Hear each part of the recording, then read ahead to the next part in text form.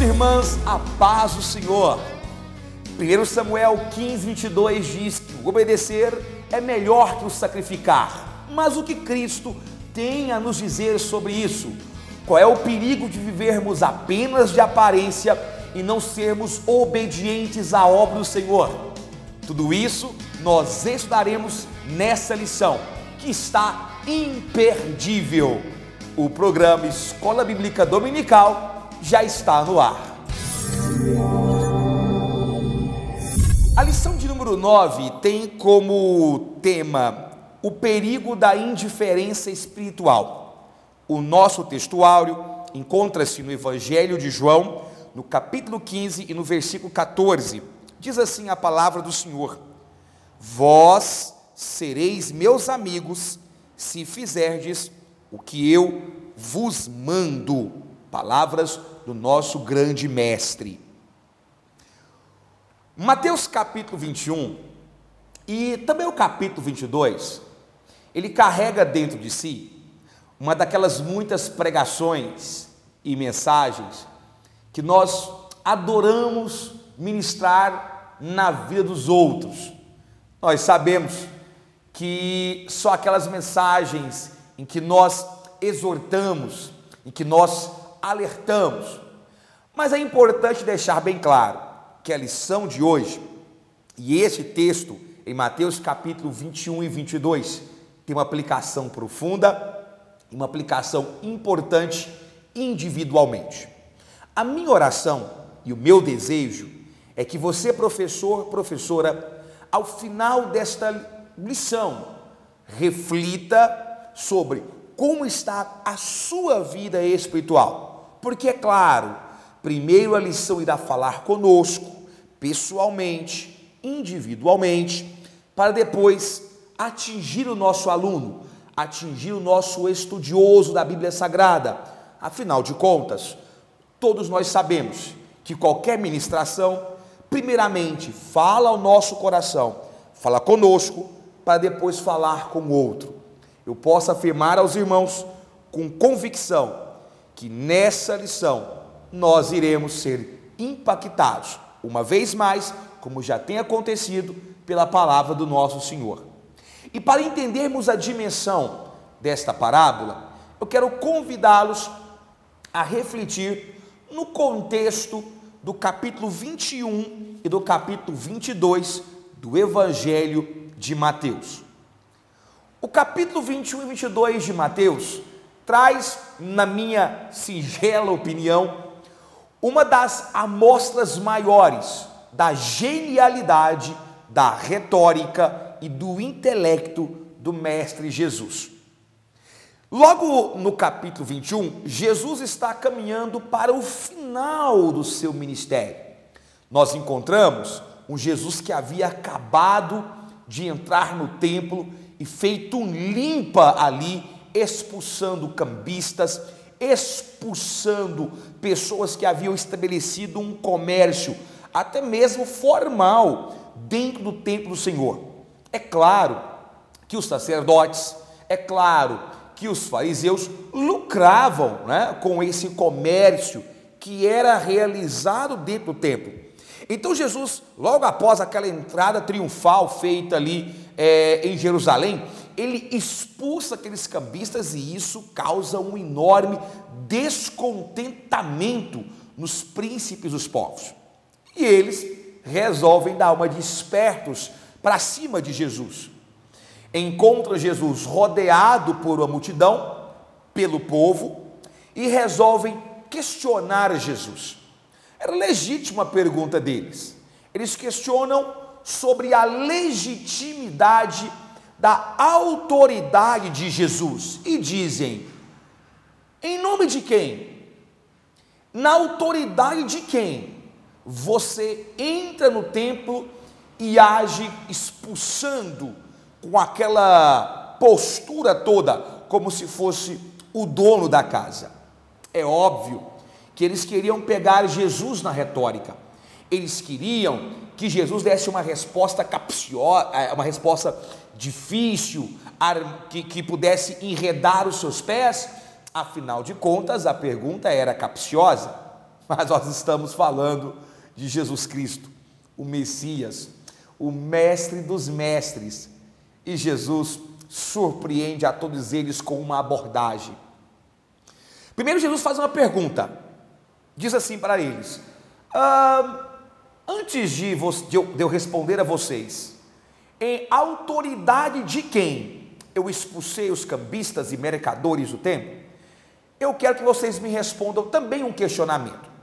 Se vocês responderem a este questionamento, eu respondo em nome de quem vem a minha autoridade.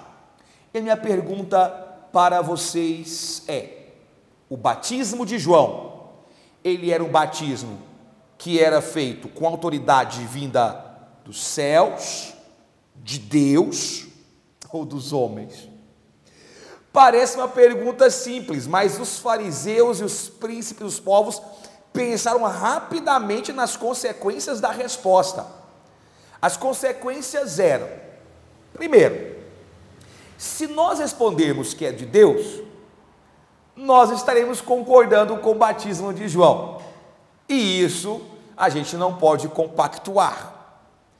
Se nós dissermos que é dos homens, o povo gosta, o povo admira, e nós corremos o batismo de João, e nós corremos o risco de nos indispor com o povo. Então, eles resolvem ir pela abstenção. Eles se abstêm de responder e dizem: bom, nós não sabemos. E aí Jesus responde: nem eu irei responder, portanto, a vocês em qual autoridade eu faço as minhas obras. É óbvio, eles sabiam qual era a autoridade, eles sabiam que era de Deus, mas não aceitavam. E Jesus sabia disso no seu íntimo. Jesus conhecia a mente, os pensamentos daqueles príncipes. Então ele encadeia uma série de 3 parábolas, 3 histórias jurídicas e impactantes que mostram a relação entre a obediência, entre seguir a Deus e a mera aparência de seguidor. Jesus sabia que todo o edifício religioso construído pelos fariseus, pelos saduceus, pelos príncipes dos povos, era um edifício de cartas, era aparente, não era real. Então ele encadeia 3 parábolas. A primeira parábola que ele encadeia é a parábola dos 2 filhos, objeto central da aula de hoje.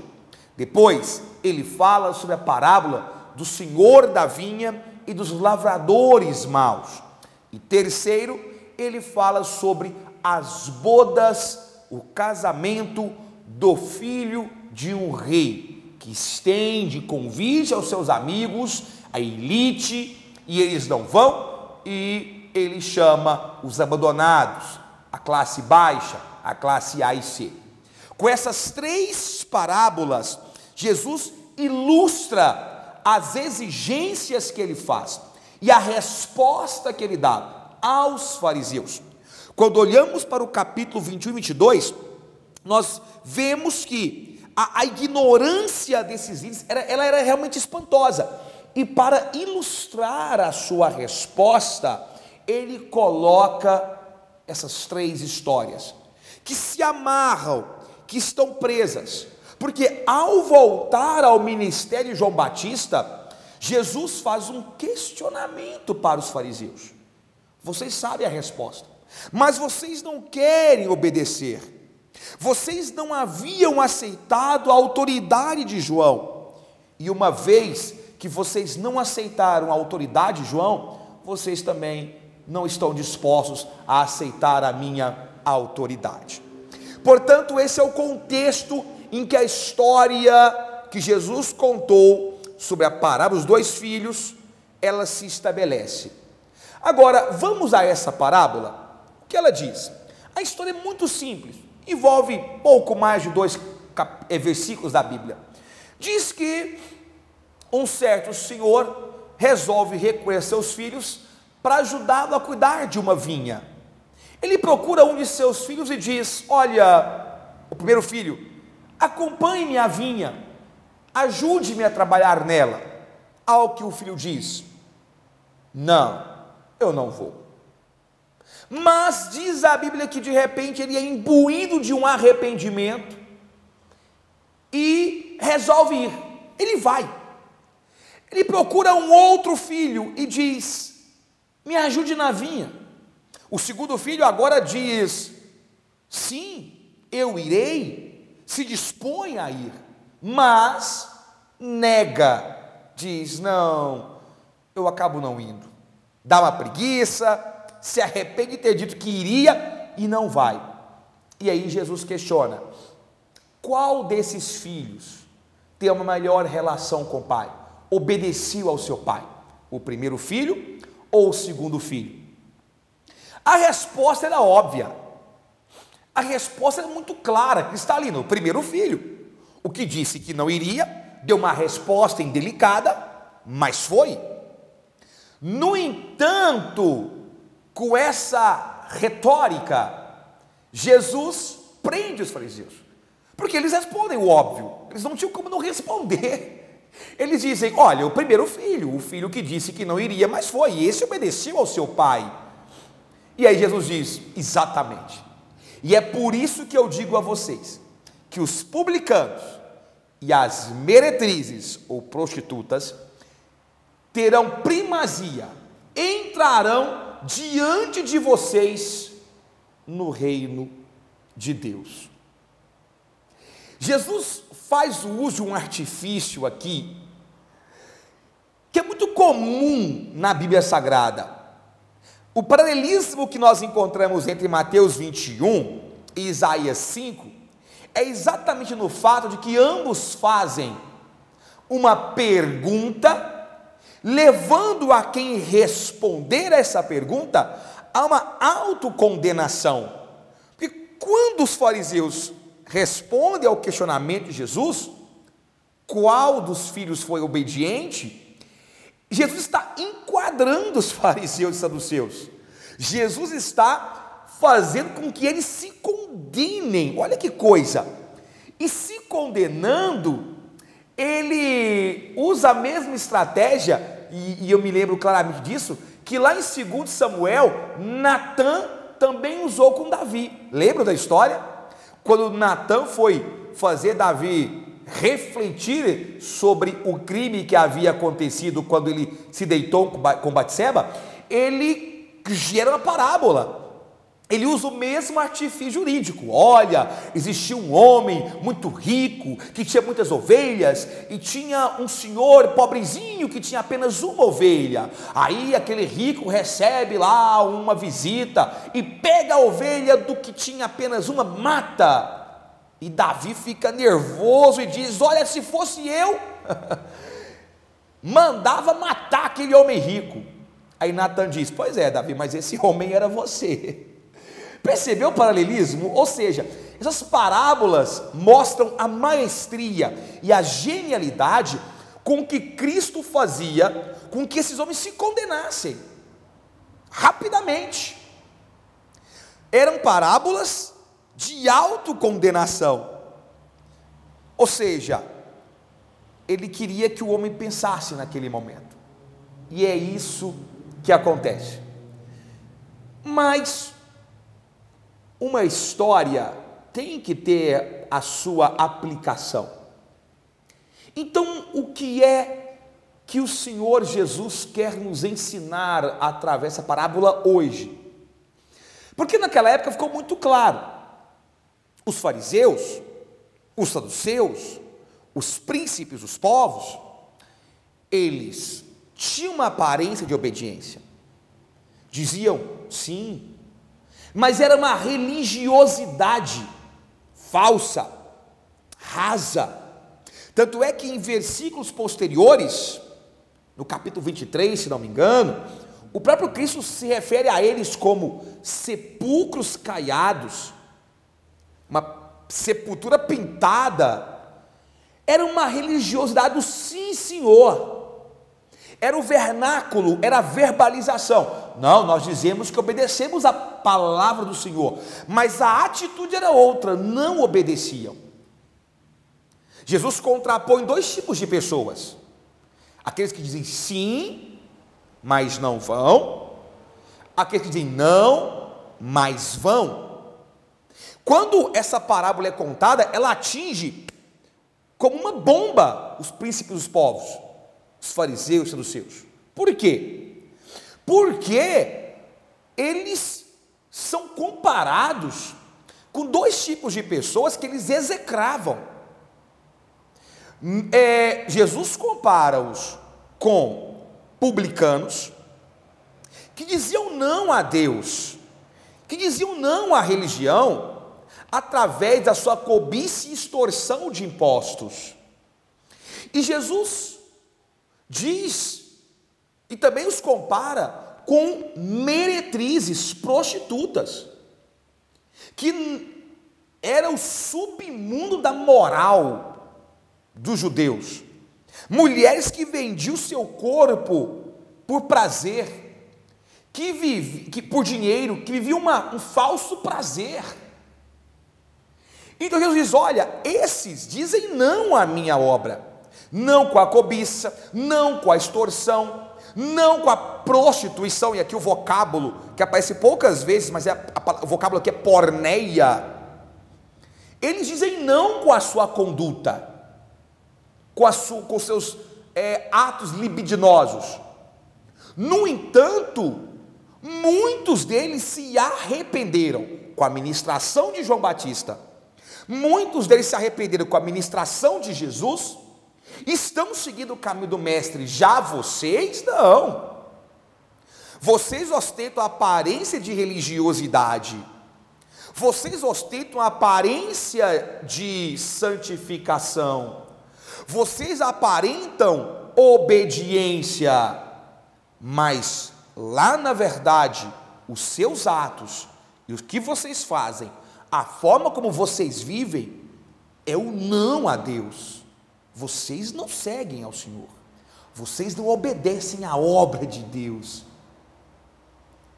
Meu Deus, olha, pense comigo, como isso caiu no colo dos sacerdotes daquela cidade, ao ouvirem isso. A parábola, ela é simples, e quando a gente lê ela muito rápido, nós nem percebemos, corremos o risco de não percebermos o impacto que ela tem. Agora, se ela impactou naquela hora, eu quero que você pense, através de nossa lição, qual é o impacto que ela tem para nós hoje? Eu, você, todos aqueles que fazem parte da membresia da igreja. E é justamente sobre isso que o nosso tópico 2 e o nosso tópico 3 se debruçam. O nosso tópico 2, quando as palavras não se coadunam, não se ligam com a prática. E eu quero deixar bem claro que muitos dizem o seguinte: olha, a vinha aqui é Israel. A verdade é que essa não é uma boa interpretação. A vinha, citada aqui em Mateus capítulo 21, ela representa os objetivos de Deus em geral, seja eles qual forem. Objetivos, eu posso até afirmar que a vinha representa o trabalho do Senhor em geral, a seara do mestre. Essa é a verdade, tá? E trabalhar nessa vinha, estar engajado nessa vinha, né? É equivalente a você estar engajado, trabalhando com o propósito de Deus nas nossas vidas e na sua obra. A vinha é qualquer objetivo do Senhor. E aí eu fico pensando, existem muitas igrejas que incentivam os seus fiéis a fazerem parte da membresia, pressionam as pessoas a aderirem à membresia, a fazer profissões públicas de fé, o que é legítimo e é papel da igreja, da grande comissão, deixar bem claro isso, isso não é condenável. Só que é curioso porque muitas delas incentivam, olha, venha para a nossa igreja, faça parte da membresia, mas em algum momento separam o agir, a obediência e o crer, como se crer não provocasse o obedecer. Olha, eu creio, eu aceito, mas eu acho que eu não preciso obedecer, eu não preciso trabalhar, eu não preciso me esbaldar, me dedicar, me esforçar na obra do Mestre. Basta crer, basta professar. E aí eu tenho um questionamento que eu fico muitas vezes me remoendo como professor: de onde foi que essas pessoas tiraram que crer em Deus não é vinculante a obedecer? De onde que a igreja da pós-modernidade tirou a ideia, a crença mitológica, deixar bem claro isso, falsa, de que nós podemos obedecer desvinculado de crer da vontade de Deus, ou em outras palavras, que é opcional? Não, obedecer a Deus é algo opcional, não tem como. As palavras, e é isso que talvez essa parábola seja tão assertiva, porque na verdade o que Mateus 21 está dizendo para nós é o seguinte: olha, a aparência, ela é fútil. Você se mostrar, não é? As palavras, você falar bem, você verbalizar bem, ter um bom vernáculo, ter aparência, isso é muito fútil se você não obedecer a Deus. Eu gosto de uma passagem que eu quero ler para os irmãos aqui, irmãs, em Mateus capítulo 7, versículo 21 e 23, que diz que ilustra o que eu estou falando. As palavras bonitas, a boa aparência, não é importante tanto quanto a execução, ao trabalho na obra do Senhor. Mateus 7, 21 e 23 diz: nem todo que me diz Senhor, Senhor, entrará no reino dos céus, mas aquele que faz a vontade de meu Pai que está nos céus. Muitos me dirão naquele dia: Senhor, Senhor, não profetizamos nós em teu nome, e em teu nome não expulsamos demônios, e em teu nome não fizemos muitas maravilhas? E então lhes direi abertamente: nunca vos conheci, apartai-vos de mim, vós que praticais a iniquidade. O que conta, meus irmãos, é a verdadeira execução da vontade de Deus em nosso coração. Essa passagem que eu acabei de ler para os irmãos mostra que muitos que viviam de aparência e de obras fugazes não serão reconhecidos por Deus. Por quê? Porque não obedeceram. Procuraram apenas aquilo que massageava o seu ego. Procuraram apenas aquilo que ilustrava a sua própria vontade. Vamos pensar comigo. Quando você diz não a Deus, esse não, normalmente, ele acontece por dois motivos. Dois motivos. Vamos colocar isso aqui para os irmãos. O primeiro motivo é que muitos simplesmente gostam do seu conforto, gostam do seu status quo e não querem pôr a mão na massa, não querem se esforçar. Num paralelismo com o livro de Salmo, estão como leviatãs na água, estão a folgar, querem descansar. Ou seja, muitos dizem não a Deus simplesmente porque estão numa situação confortável. Outros dizem não a Deus porque o seu coração está apegado a preocupações materiais. Dizem não a Deus porque estão envolvidos com seus próprios negócios. Muitos dizem não a Deus porque os seus desejos, a sua vontade, o seu objetivo pessoal, profissional, humano, está acima do espiritual. Eu até vou dizer para os irmãos que são crentes que possuem pescoço com articulação de porcos, ou seja, porco nunca olha para cima, porco só olha na horizontal, porco só olha para frente, aqui ó, não tem condição de olhar para os objetivos mais altos. Muitos estão assim, com articulação de porcos, só olha para os seus próprios objetivos humanos, horizontais, não percebem que o trabalho do Senhor é o objetivo maior. E aí usam muitas vezes aquela expressão: alma, olha o que tens, come, bebe, folga. Mas a própria Bíblia diz, lá em Marcos 8,36, pois que aproveitaria o homem ganhar o mundo inteiro e perder a sua alma?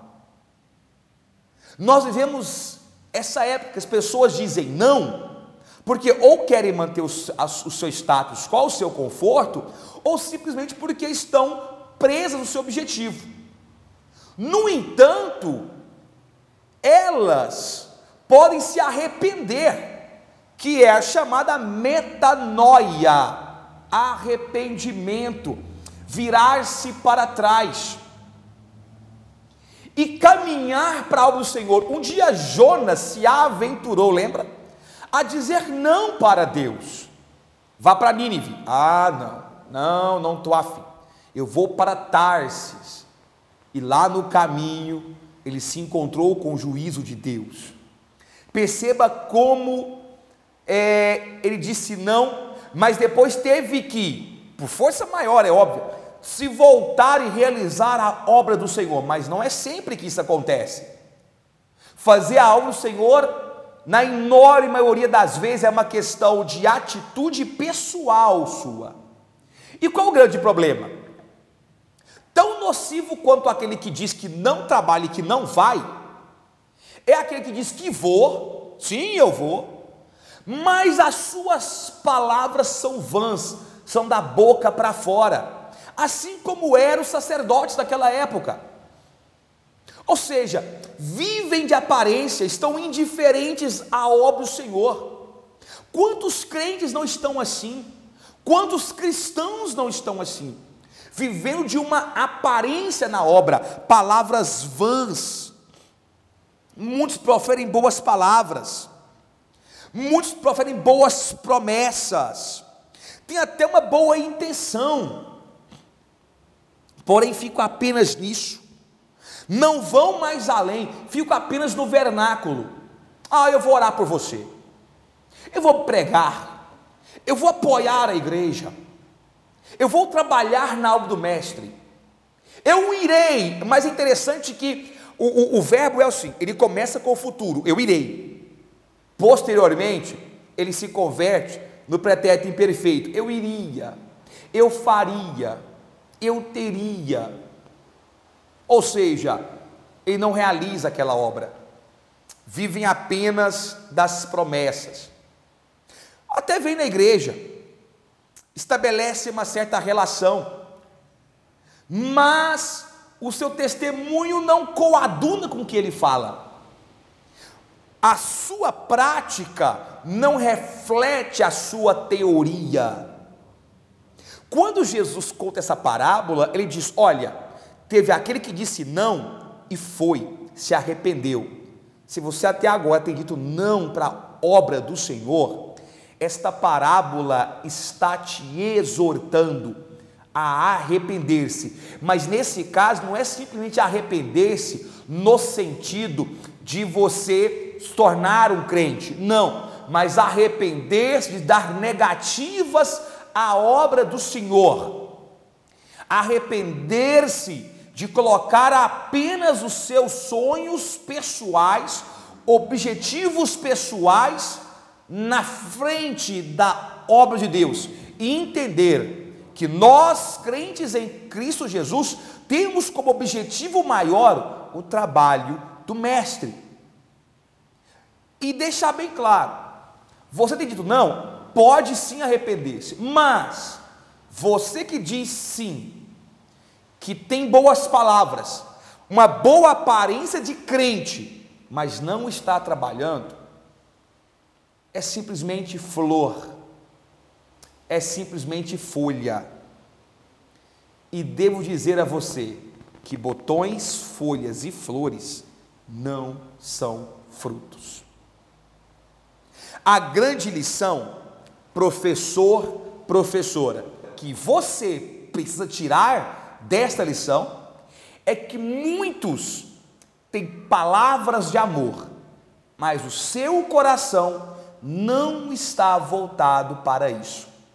A reflexão da parábola, ela é incisiva e clara. Não adianta vivermos apenas de aparência. Não adianta vivermos apenas de fala, sermos cristãos teóricos, cristãos que simplesmente vivem o evangelho de manual, mas que não exercem, não colocam em prática as suas atividades, não colocam a mão na massa, não pegam no arado e não trabalham na vinha do Senhor. Lembre-se, reforço, a vinha é todo o objetivo que Deus tem na terra e nos céus. Todo objetivo, toda vontade de Deus expressa, tem como objetivo a articulação e o protagonismo meu e seu na obra do Senhor. Essa é uma lição impactante, essa é uma lição maravilhosa que Jesus deu àqueles sacerdotes, príncipe dos povos, e que também deixa para nossa reflexão, que Ele possa continuar falando contigo. A nossa lição vai chegando ao final. Deus possa continuar fazer essa palavra germinar dentro de nós, comichão dentro de nós, não é? Para que possamos refletir naquilo que o Senhor tem nos ensinado. Nós estamos chegando ao final do programa Escola Bíblica Dominical e queremos fazer aquele convite especial para que você se inscreva no canal ADMP TV, que é um canal de bênção para a sua vida. Fazendo isso, você vai ficar por dentro de todas as nossas novidades e de nossa programação. Se você já é um inscrito, verifique se o sininho de notificação está ativado, para que você não perca nada do que acontece por aqui. Muito obrigado pela sua audiência, muito obrigado pela liberdade de entrar em seu trabalho, em sua casa, para nós juntos meditarmos na santa e gloriosa palavra do Senhor. Que Deus, em Cristo Jesus, continue falando ao seu coração e te prosperando sempre mais. Amém.